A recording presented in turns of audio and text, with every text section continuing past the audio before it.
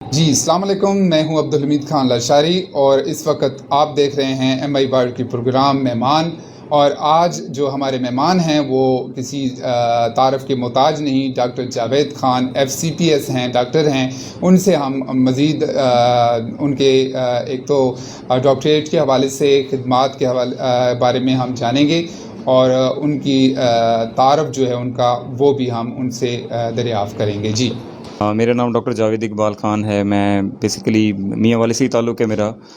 MBBS کی جو degree ہے وہ میں نے قائد اعظم میڈیکل کالج بہاولپور سے حاصل کی، اور اس کے بعد جو اسپیشلائزیشن ہے میری وہ ملتان انسٹیٹیوٹ آف کارڈیالوجی سے ہے، ملتان سے ہے. بیسیکلی میاں والی میں ہمارے پاس جو کارڈیالوجی کی تھی وہ بہت بڑی سپیس تھی کہ ہمارے پاس کوئی FCPS کارڈیالوجی نہیں تھا.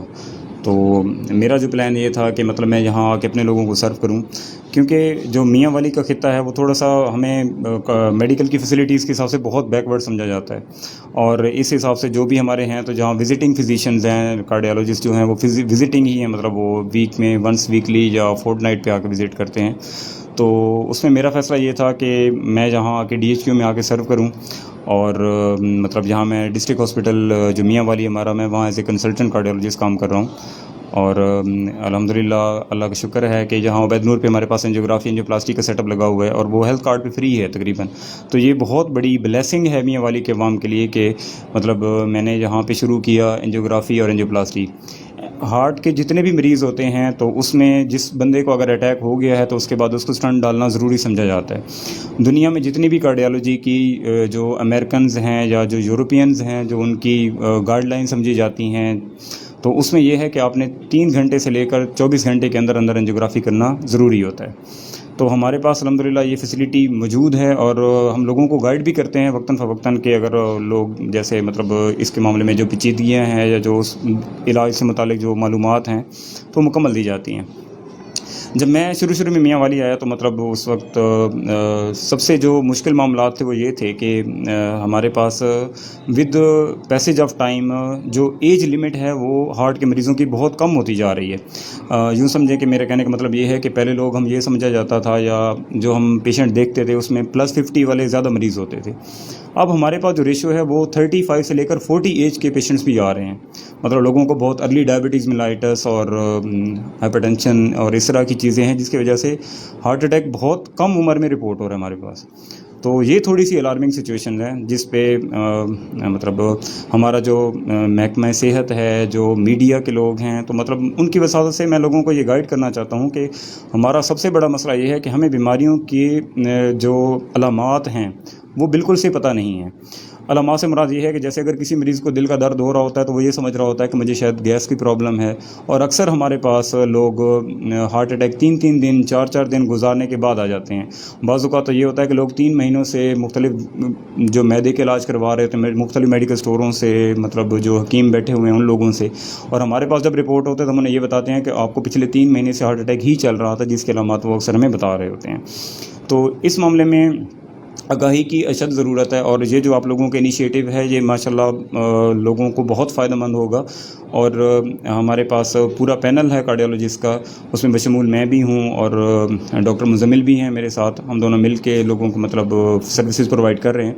اور انشاءاللہ میاں والی آنے کا مقصد بھی یہی تھا کہ جو لوگ ہمارے راولپنڈی یا لاہور اتنی مشکلات سے اور اتنی غربت کے باوجود دھکے کھا رہے ہوتے ہیں تو اس میں لوگوں کو فائدہ ہو، کیونکہ بہت ساری بیماریاں ایسی ہیں کہ جو ہمارے ڈسٹرکٹ لیول پہ مسائل حل ہو سکتے ہیں، تو ان لوگوں کو ریفر کرنا کوئی خاص ضروری نہیں ہوتا.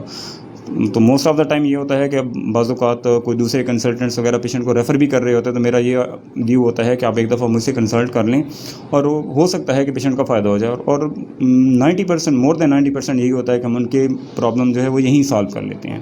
جی بالکل. اچھا ڈاکٹر صاحب یہ بتائیے گا کہ جیسے آپ کہہ رہے تھے کہ چھوٹی عمر میں جو ہے وہ 35 سال کے ایج تک دل کے مریض آپ کے پاس رپورٹ ہو رہے ہیں. مجھے یہ بتائیے گا کہ کیا وہ علامات کون سی ہوتی ہیں کہ ان کو 3-4 مہینے پتہ ہی نہیں چلتا کہ ان کو ہارٹ اٹیک ہوا ہے، اور جب آپ کے پاس آتے ہیں تو آپ ان کو کہتے ہیں کہ آپ کو یہ سلسلہ چل رہا ہے؟ علامات کے حوالے سے بتائیے گا. جی علامات کے حوالے سے اب جیسے چھاتی میں درد کی مختلف قسم کی علامات ہیں. کچھ لوگوں کو صرف بوجھ محسوس ہوتا ہے, کچھ لوگوں کو سانس میں صرف تنگی محسوس ہوتی ہے, اور کچھ لوگوں کو صرف ٹھنڈے پسینے یا تھوڑا بہت کندھوں میں درد, گردن میں درد اور اس طرح کی علامات ہوتی ہیں. اب اس میں جو سب سے زیادہ سوچنے والی چیز یہ ہوتی ہے کہ کسی کو اگر شوگر ہے تو اس میں بعض اوقات مریض کو بالکل بھی درد نہیں ہوتا, اس کو صرف چھاتی میں تھوڑی سی گھٹن محسوس ہوتی ہے. اگر کبھی بھی آپ کو چھاتی میں گھٹن, درد, چلنے سے آپ کو سانس کی تکلیف ہو تو آپ فوراً ابھی کسی نہ کسی مطلب آپ چاہے جہاں بھی ہیں کوشش کریں کہ اپنے ڈاکٹر سے ضرور رجوع کریں. اور اگر آپ ایک ماہر امراض دل یا کسی کارڈیالوجسٹ سے رجوع کریں گے تو وہ آپ کے لیے زیادہ فائدہ مند ہوگا, کیونکہ اگر آپ کلیئر ہو جاتے ہیں کہ آپ کو مسئلہ نہیں ہے تو یہ بہت فائدے والی بات ہے. لیکن اگر خدا نخواستہ آپ کو ہارٹ اٹیک ہے اور آپ نے اس معاملے میں دیر کر دی ہے تو اس کا سب سے بڑا نقصان یہ ہوتا ہے کہ دل کے پٹھوں کی کمزوری ہو جاتی ہے. تو لوگ ہمارے پاس اکثر سانس پھولنے کے ساتھ, لیٹنے سے سانس کی تنگی محسوس کر کے ہمارے پاس اکثر او پی ڈی میں یا پرائیویٹ کلینک پہ ہمارے پاس رپورٹ ہوتے ہیں تو ہم انہیں یہ بتاتے ہیں کہ آپ اس میں کافی دیر کر چکے ہیں, کیونکہ آپ دل کا علاج جتنا جلدی شروع کرتے ہیں, اب اس میں جیسے ہمارے پاس اگر آپ 3-4 گھنٹوں میں آ جاتے ہیں اور اس میں دل جو خون پتلا کرنے والا ٹیکہ لگ جاتا ہے تو اس میں دل کی نالیاں کھلنے کے 60 سے 70% چانس ہوتے ہیں, اور ہو سکتا ہے کہ آپ کے دل کے پٹھوں کی کمزوری بالکل بھی نہ ہو. جیسے ہی آپ اسے لیٹ کرتے ہیں تو دل کے پٹھے کمزور ہو جاتے ہیں. یوں سمجھ لیں کہ میں ایک چھوٹی سی مثال اکثر مریضوں کو دیا کرتا ہوں کہ اگر آپ کسی فصل کا پانی بند کر دیں تو وہ فصل سوکھ جاتی ہے, تو اگر آپ اس کو جتنا جلدی پانی واپس دوبارہ کر دیں گے, پانی کھول دیں گے اس کا, تو وہ فصل دوبارہ سے بہتر ہو جائے گی. لیکن وہ جتنا عرصہ گزرتا جائے گا تو ہو سکتا ہے کہ وہ بالکل سوکھ جائے, اور ہو سکتا ہے کہ آپ جتنی بھی اس پہ محنت کر لیں تو اس میں کوئی فائدہ نہ ہو. جی بالکل. اچھا سر, یہ بتائیے گا کہ ایک پیشنٹ کو, مریض ہے وہ ہارٹ اٹیک ہو گیا, وہ ہاسپٹل سے دور ہے یا ان کو کچھ وقت لگ رہا ہے ہاسپٹل تک آنے میں, تو وہ کون سی احتیاطی تدابیر ہیں جو ہارٹ اٹیک کے بعد فوراً بعد ایک مریض کو اپنانی چاہیے؟ جی. اب جیسے پہلی تو بات یہ ہے کہ ہمارے ہاں مطلب اس بات کی اویئرنیس زیادہ ضروری ہے کہ کس کو ہارٹ اٹیک ہے اور کس کو ہارٹ اٹیک نہیں ہے. موسٹ آف دا ٹائم ہمارے جیسے لوکل ایریاز میں RIC ہے یا مطلب رورل ہیلتھ سینٹر ہے یا تحصیل ہیڈ کوارٹر ہاسپٹلز ہیں, تو وہاں ہماری کچھ نہ کچھ فیسلٹیز موجود ضرور ہوتی ہیں. اب جیسے میں مثال دوں, اگر کوئی بندہ عیسیٰ خیل میں ہے اور اسے میاں والی میں پہنچنے تک, تو میں کبھی بھی یہ ایڈوائز نہیں کروں گا کہ وہ ڈائریکٹ DHQ آ کے لینڈ کرے میرے پاس. تو میرا مشورہ یہی ہوگا کہ وہ سب سے پہلے جو اپنا لوکل ہاسپٹل ہے تو وہاں جا کے کنسلٹ کرے, کیونکہ آپ جتنا ٹائم زیادہ دیں گے مریض کو, جتنا لمبا کریں گے, تو اس میں مریض کی جو پیچیدگیاں ہیں, جو مرض کی پیچیدگیاں ہیں, وہ زیادہ ہونے کے چانسز ہوتے ہیں. تو اس میں ہم کوئی اس طرح کی میڈیسن ایڈوائز نہیں کرتے ہوتے, کیونکہ موسٹ آف دا ٹائم لوگ کیا کرتے ہیں کہ لوگ درد والا ٹیکہ لگا دیتے ہیں. اکثر ہم پٹھے میں, گوشت والے میں ہمارے پاس مریض آتے ہیں کہ ان کو درد کا ٹیکہ لگا دیا, جیسے ڈیکلوران یا کوئی اس طرح والا انجیکشن. تو اس کا پرابلم یہ ہے کہ اس سے دل کے جو پٹھے ہوتے ہیں ان کی طاقت واپس آنے میں بہت زیادہ دیر لگ جاتی ہے, یا پھر یہ بھی ہو سکتا ہے کہ اس میں طاقت واپس ہی نہ آئے. تو اگر آپ دل کے مریض ہیں, آلریڈی دل کے مریض ہیں, جس کو پتہ ہے کہ میں دل کا مریض ہوں اور اسے معلومات ہیں کہ اس کا دل کا درد چلنے سے تھوڑا سا تیز ہو رہا ہے, زیادہ ہو رہا ہے, تو وہ جو زبان کے نیچے رکھنے والی گولی ہم عموماً دل کے مریضوں کو لکھ کے دیتے ہیں, NG-سیڈ والی گولی, آپ وہ ایک دفعہ رکھ لیں, 5 منٹ بعد دوسری رکھ لیں, اور 5 منٹ بعد تیسری رکھ لیں. اگر درد میں نہیں آرام آ رہا, اگر 3 گولیاں رکھنے کے بعد بھی آپ کو دل کا درد آرام نہیں آ رہا, تو آپ کو ضرور کسی نہ کسی ہاسپٹل میں یا ڈاکٹر سے رجوع کرنا چاہیے. جو نئے مریض ہیں ان کے لیے, کیونکہ لوگوں کو نہیں آئیڈیا ہوتا, اکثر لوگ یہ کہہ رہے ہوتے ہیں کہ جی لمبے سانس لیں, یہ کریں وہ کریں, تو اس کے کسی بھی جو ہماری یوں سمجھ لیں کہ جو کارڈیالوجی کی گائیڈ لائنز ہیں یا جو کارڈیالوجی کی جو ہماری سب سے مستند کتابیں ہیں, اس میں کہیں ریفرنس موجود نہیں ہے. اس میں ریفرنس یہی ہے کہ جب بھی آپ کو چیسٹ پین, چھاتی میں درد ہو, آپ فوراً سے فوراً قریبی ڈاکٹر سے یا ہسپتال میں رجوع کریں.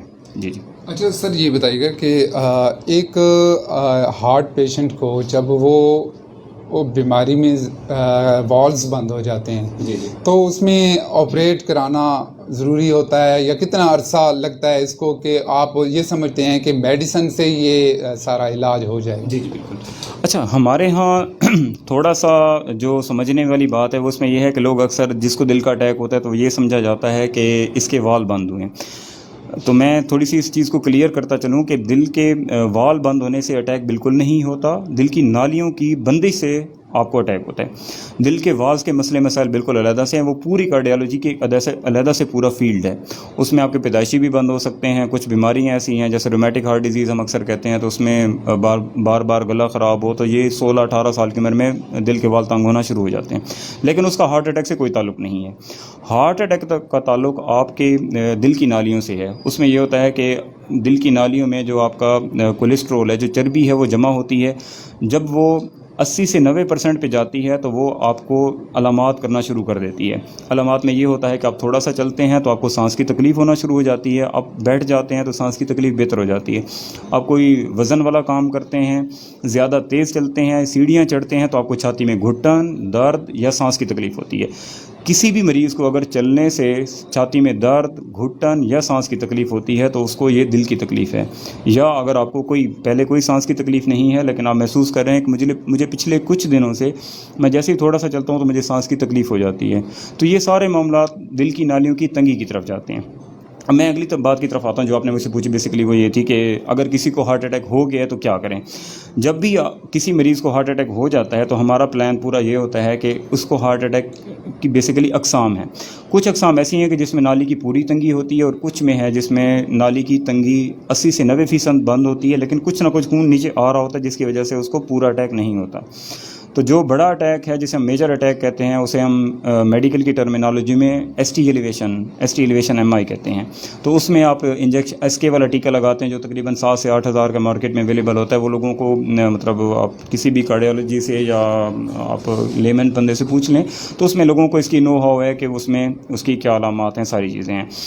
جب آپ وہ ایس کے کا ٹیکہ لگ چکا ہے تو اس کے بعد جو احتیاطی تدابیر سمجھ لیں یا جو آگے والا علاج ہے اس میں اینجیوگرافی ضروری ہے، تاکہ آپ اینجیوگرافی کر کے مریض کی نالیوں کی تنگی اس میں ڈیفائن کر سکیں کہ کتنی تنگ ہیں، 1 تنگ ہے، 2 تنگ ہیں یا 3 تنگ ہیں۔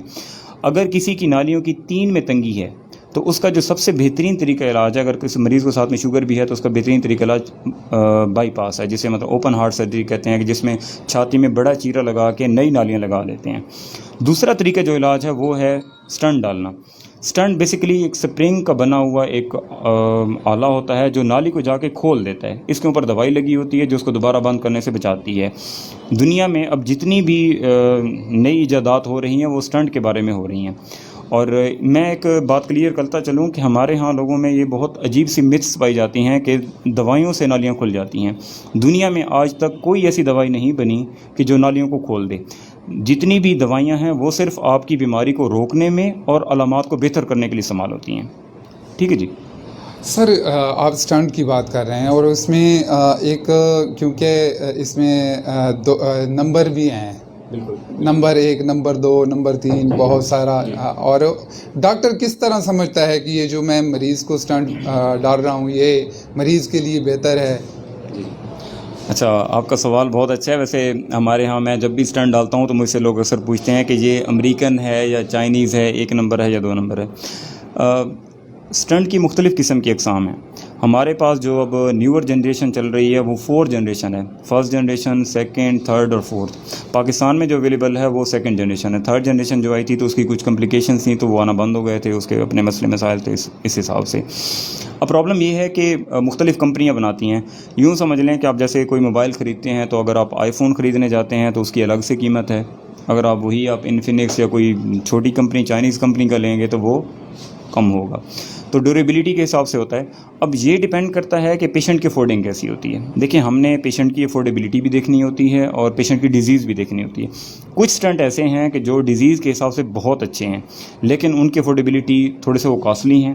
کچھ سٹنٹ ایسے ہیں کہ جو ڈیزیز کے حساب سے بہتر ہوتے ہیں کہ ڈیزیز اس طرح کی نہیں ہے کہ جس میں ان کے بند ہونے کے چانسز زیادہ ہوں، تو ہم پیشنٹ کو وہ پریسکرائب کرتے ہیں۔